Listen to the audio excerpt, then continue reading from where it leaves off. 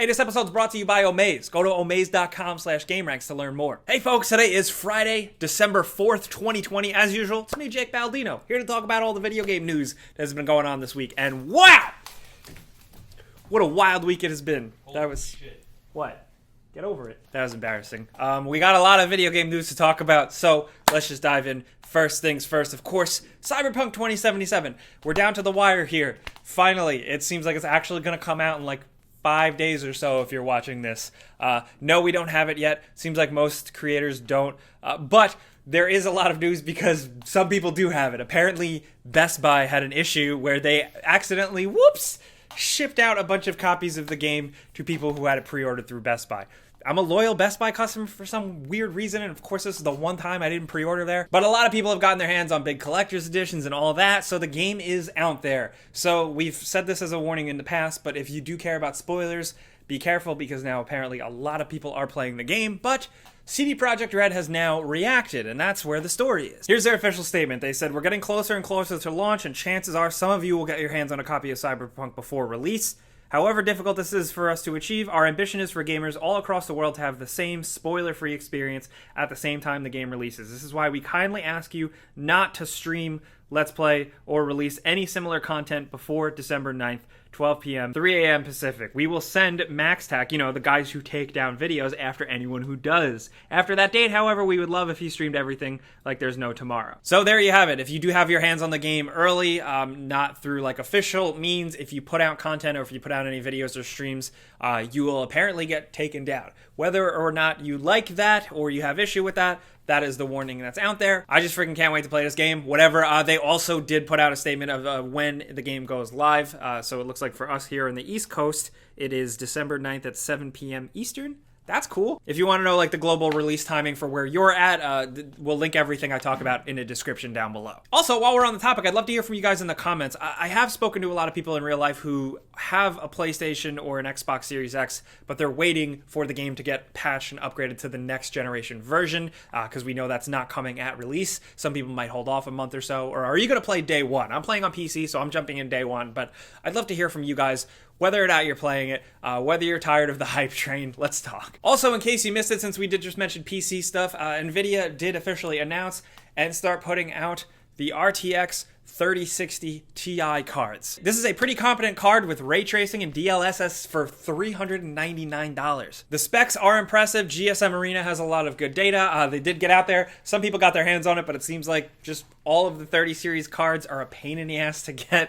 So there's that. I can't get my hands on one either. But so far, it does seem like it's shaping up to be a nice alternative and accessible entry-level card for people at a good value, which I do want to highlight. I will say that about PC gaming more and more every year. It gets more affordable, accessible, powerful, interesting, except for right now because they're just really hard cards to get. Anyway, now let's do it. Let's talk about those rumors. We haven't really talked about these because they just keep cropping up, and I personally don't know what to think. I'm taking a lot of this with a grain of salt, but someone who has gotten some things right is now reporting that Kojima Productions is indeed working on a Silent Hill game. Not only that, Blue Point Games' next remastered game, remaked game, is going to be the original Metal Gear Solid. That's a lot of information, so let's break this down. Like, relax, I know. So first things first, the rumor suggests that Hideo Kojima and Kojima Productions are working on Silent Hill, that thing has been figured out. So yeah, of course, that's like some crazy thing to get excited about, if true. Silent Hill's, the PT thing, was one of the scariest things I've ever played. I would be really excited. I also just love Silent Hill. So maybe. Also, there is worth noting, pointing to a job posting for Kojima Productions looking for new hires. It doesn't really tell you anything, but the job listing does hire people for experience with science fiction, vehicles, mecha, monsters. So basically just anything Kojima. Doesn't really tell you anything, but they are staffing up. We've talked about that in the past as well. The rumor suggests that there will be like a reveal at the Game Awards, which is next week. Very much looking forward to what we see there, but will we see this? I don't know, man. Then there's the other rumor, gotta tackle real quick. Metal Gear Solid being remade. Apparently, Konami figured something out. Blue Point is working on it. I think if anybody should do it, it is Blue Point, but I feel pretty strongly that they shouldn't remake the original Metal Gear Solid. I think it's very much something like an Ocarina of Time, a Super Mario 64, something that is just absolutely watertight, lock solid.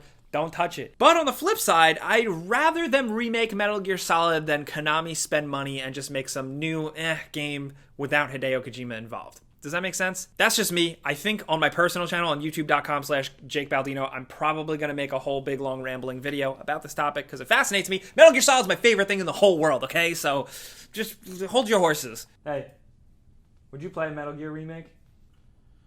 I don't want it, but I'd play the shit out of it. What if Cyborg Ninja had ray tracing? Next up, this episode is brought to you by Omaze. They've been deep in the gaming world and now they're working with the Bungie Foundation and Children's Miracle Network hospitals. Through Omaze, donate $10 and be entered for a chance to win a $20,000 gaming PC and PC gaming setup. It would be crazy. Think of the possibilities here. You can have multiple graphics cards, massive amounts of storage for every game you own, crazy high resolution monitors, really anything you can think of. And with supporting the Bungie Foundation and Children's Miracle Network hospitals, it goes to a great cause. The Bungie Foundation works to transform care for pediatric patients through entertainment to reduce distress, and then Children's Miracle Network hospitals raises funds for 170 children's hospitals and supports everything from innovations in research, medical services, financial support, comfort for the children's and families, and more. These organizations need your help, so to potentially win a $20,000 gaming PC setup and support the Bungie Foundation and Children's Miracle Network hospitals, go to omaze.com/gameranx. And thanks to Omaze for sponsoring this video. Now in other news, let's talk about some quick snippets, some smaller news. We'll link it all in the description below. The first thing I want to point out is that they updated Batman Arkham Knight and added 2 new suits. And the suits, like, first of all, this is crazy that they did this years after the game has released, but we now have another anime Batman. This is a animated Batman suit from the animated film collection, Gotham Knight, which I highly recommend. Suit's kind of weird, but they also added Batman Zur-En-Arrh, which is really, really cool. If you read the Grant Morrison book, it's super crazy, weird Batman, but I love it, and I'm glad they put this in the game. Will I find time to go back and play the game with these suits?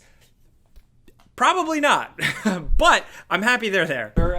We're filming this later. We filmed the show earlier. This is new, though. This is breaking news. I feel like I'm like announcing something big.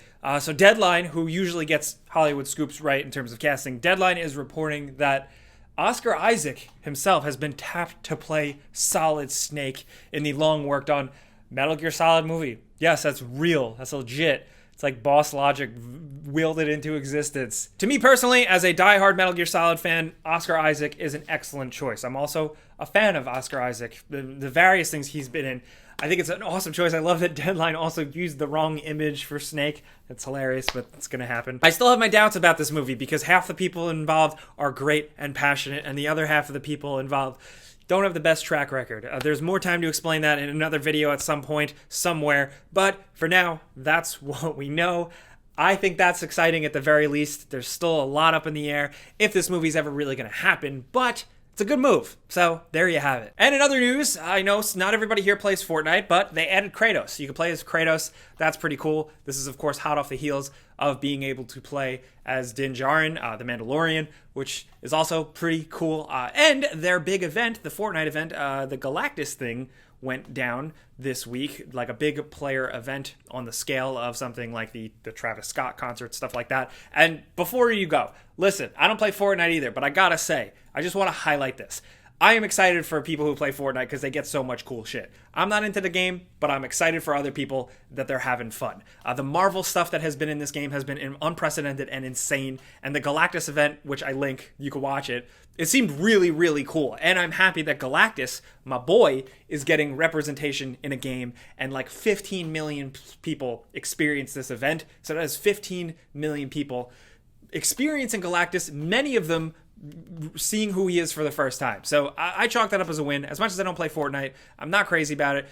I'm glad that people are having fun and cool shit like this is happening. Soapbox over. I just love video games. Sorry. Also linked in the description down below is we got another person from a big media outlet that has gone independent. This is Tony, our good friend from GameSpot. He has a new YouTube channel. He's making essays and interesting stuff about video games. And his first video, I want to link it in the description. It's about Demon Souls and it's about world tendency, and it explains it in a very interesting way. I found it fascinating as someone who doesn't usually dive into the nitty-gritty of Demon Souls. I highly recommend it. It's a very new channel, so if you want to get in on the ground floor, I recommend going over there, sending them some love. Sometimes I do that. I give shout outs from time to time, and like you guys always show up, and I'm very appreciative of you guys who watch.